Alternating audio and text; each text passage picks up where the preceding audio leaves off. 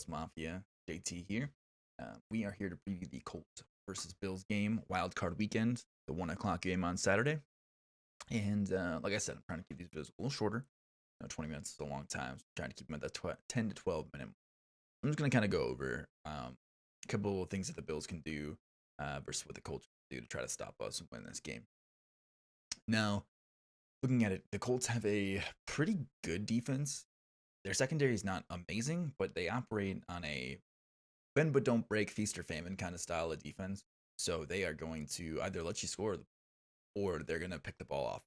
So they're really good at forcing those turnovers. But on the flip side of that, because they try to jump those balls, because they try to play takeaway, they give up a lot of big plays. So I think that Josh, Stephon Diggs, Cole Beasley, if he plays, Gabe Davis, John Brown are going to be able to really, really torch this secondary if the offensive line can get Josh Allen some time to throw the ball. DeForest Buckner is scary. He is going to be coming for Josh all day. His height is a problem. He definitely can get those hands up there, get in the path of the ball, make it hard for Josh to see downfield. Josh is tough and tall, but it's going to be hard when, DeForest Buckner's up there, standing up, putting his arms up, things like that for Josh to get the ball, especially up over the middle with DeForest Buckner kind of bearing down on. So that's definitely going to be a problem. I mean, he needs to be blocked. I'm not saying he needs to be double teamed every play, but Josh needs to start, kind of rolling away from him if he can, if they're not going to set up a double team. I know that whether Zach Moss, Devin Singletary, whoever's in the backfield needs to be, eyes up on him. Obviously getting the blitzers is important. But if there is no blitzer, you need to make sure if Buckner's not being double teamed, that's probably going to be the man who gets through. So defensive line, DeForest Buckner is going to be just bearing down on Josh all game. So the offensive line has been playing really well, especially towards the end of the season. Josh has had nothing but time. It's hilarious sometimes to watch him just stand in the pocket like a statue. Just, hanging out, looking downfield for his receivers who are about to make some cornerbacks fall. But yeah, I think that the secondary of the Colts defense is actually their weakness. And I think that Josh and our whole crew of wide receivers our whole crew of wide receivers, are going to be able to really, really capitalize on what seems to be a pretty soft secondary. I think that it hurt us a little bit to see Cole Beasley not in the lineup. I know there's some questions going into Saturday if he's going to play or not. I know he had a limited practice, and we'll see. I hope he does play, but Diggs seems good to go. Obviously, we have Isaiah McKenzie and John Brown and Gabriel Davis. We have a lot of people. And then Kenny Stills coming up too. I'm not sure what they're going to do with him, if they're going to work him into the game plan.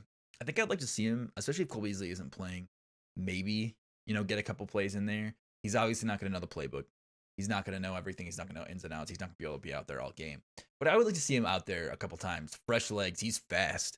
And maybe stretch the defense a little bit. Just kind of bring him out a couple times because they're going to have to respect Kenny Stills. They're going to have to respect his speed.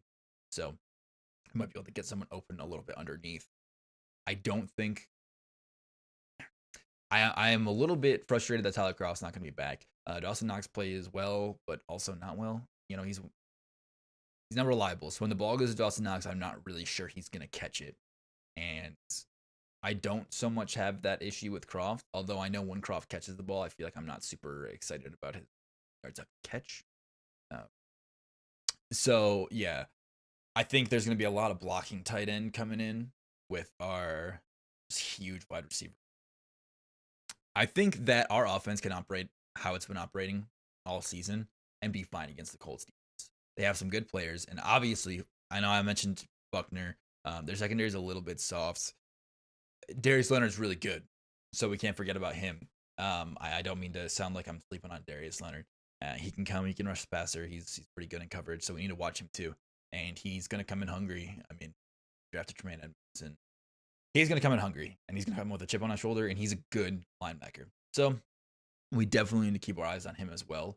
I think this team is going to be better against the run and good against the short pass. And I really, really think that we need to stretch the field and we need to throw the ball a lot. And I think we need to throw the ball down the field for most of this game, especially because I think that if we can get up 2 scores, 10 to 14 points up, I think we will be able to force them away from running the ball with Jonathan Taylor. So the offense needs to watch DeForest Buckner. They need to watch out for Darius Leonard. They need to move the ball down the field, and they need to score points. Obviously, the offense needs to score points in defense, but they really need to capitalize, and they need to go up early. So what we need on the flip side of the ball is we need our defense to stop the Colts from scoring, especially early on. We need a couple big stops right in the beginning of the game to let us get up, 10 to 14 points and put the ball in Philip Rivers' hand. Because if I'm going to have to bet between Josh Allen winning this game versus Philip Rivers, team on their back, taking Josh Allen 10 times out of 10. Yeah, Philip Rivers is a Hall of Fame quarterback.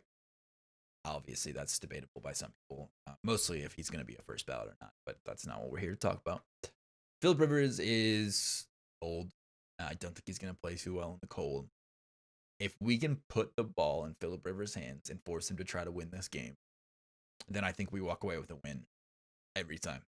Jonathan Taylor is the scariest person on their team, and Nyheim Hines is a pretty close second. T.Y. Hilton, probably third, mostly because Philip Rivers has to throw him. But they have a talented offense. Nyheim Hines and Jonathan Taylor are very, very effective running the ball and catching the ball out of the backfield. So we need to be careful. We need to look at that because there's a couple times where people are running those short wide receiver screens and the short running back screens and just the halfback swing passes. And, it's not our strong suit on defense this year. Although I think we're doing a much better job later into the season. Teams can run the ball on us, and it's been shown pretty much every time someone has tried to run the ball on us that has an effective running game and a good offensive line, they can do it. So what we need is our defense to come up big, make some stops, cover those underneath routes while getting pressure on Philip Rivers. He's going to want to get the ball out of his hands fast. Short routes, very similar to Ben Roethlisberger. They're a little bit older, especially in the cold. They're trying to get that ball out of their hands, a couple yards on the field to let their receivers make some plays. And, they have Pittman and they have T.Y. Hilton. So they can make those plays. We just need to kind of cover up. And we did a great job against Ben Roethlisberger. We capitalized and got some interceptions because we jumped those short routes. Tron Johnson had a huge interception in that pick. So our defense needs to stay strong in the run game. Matt Milano, AJ Klein, Tremaine Edmonds, it's going to be on them. They need to fill those gaps. They need to stop those running backs from getting too far up into the second level, and they need to stop them so that Philip Rivers has to throw the ball. If they just let Jonathan Taylor run all over and we can't really spread this game out and get a lead, it's going to be a tight game, and it's going to be a nail biter. And if they try to play us like we played Kansas City, that's going to be their best option. We played Kansas City. We let them run the ball because we said, we're not going to let Patrick Mahomes beat us with his arm. We're not going to let you go down the field 75-yard touchdowns to Tyreek Hill. We're going to make you hand the ball off. We're going to keep this game close, and we're going to try to take it from you in the end. And I think that would be the Colts' optimal way to win this game, is to keep the ball out of Josh Allen's hand and, try to make this game a long, slow, grinded out run kind of game. And, if they are able to do that, if they're able to stop Josh Allen from really throwing the ball and make us run the ball, they can try to do that and drop a bunch of people in the coverage and just let Singletary and Moss feast. But I haven't seen a defense stop Josh Allen all year, really. The Titans did on that weird short week. He's had a couple of rough games, but for the most part, he hasn't run into a defense that's been able to stop. So the big thing here, I know I've kind of rambled a little bit. Our offense needs to throw the ball over this soft secondary. Stay away from DeForest Buckner. Stay away from Darius Leonard. And just attack the weak spots on their team. And I think they can. Even without Cole Beasley, our receiving core is phenomenal. I mean, Isaiah McKenzie had himself a day last week. So there's that. And our defense needs to come up with a couple big stops early so our offense can get up. And then they just need to play against Philip Rivers, and I think that they can do that. So, yeah. We need to get up some scores early. Defense needs to get some stops. We need to push them away from that run game because Jonathan Taylor and Nyheim Hines are scary good. And that's the truth. So, listen, I think the Bills win this game 35-21. I think we're going to get up early, and I think Philip Rivers is going to have to try to throw the ball, and I think our defense is going to smash all over them. And I think they're going to try to keep the run game going, but they're going to start running out of time. We're going to have to throw the ball, and I just don't think that they can keep up with us. So, yeah, I mean, there's my thoughts on the game.